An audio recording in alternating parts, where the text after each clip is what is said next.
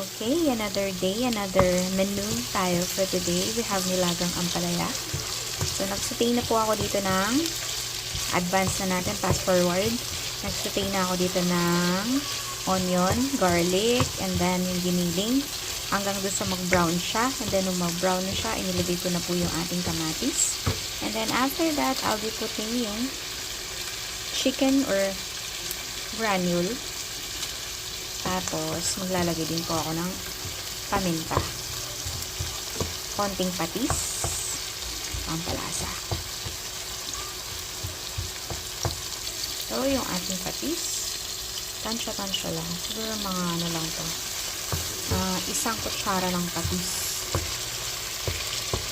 Ayan, para iwas ng masyadong maalat. Po yung medyo panat yung ating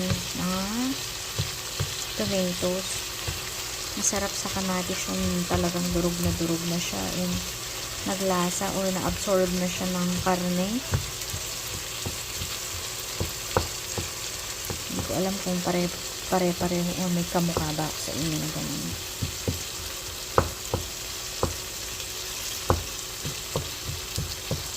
Gustong nakikita yung durog na yung kamatis. So, yan. Hintayin lang natin siya na malanta ng todo and then we will put na yung ating ampalaya. Yan. So, after natin na nailagay yung ampalaya, hintay-hintay na lang po natin siya na medyo lumambot ng konti. Tapos, ilalagay na po natin yung 4 na piraso ng itlog.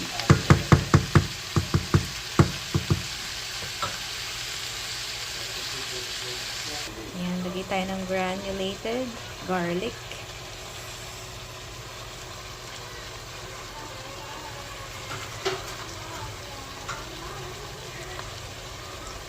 Mas masarap, mas malasa, mas marami.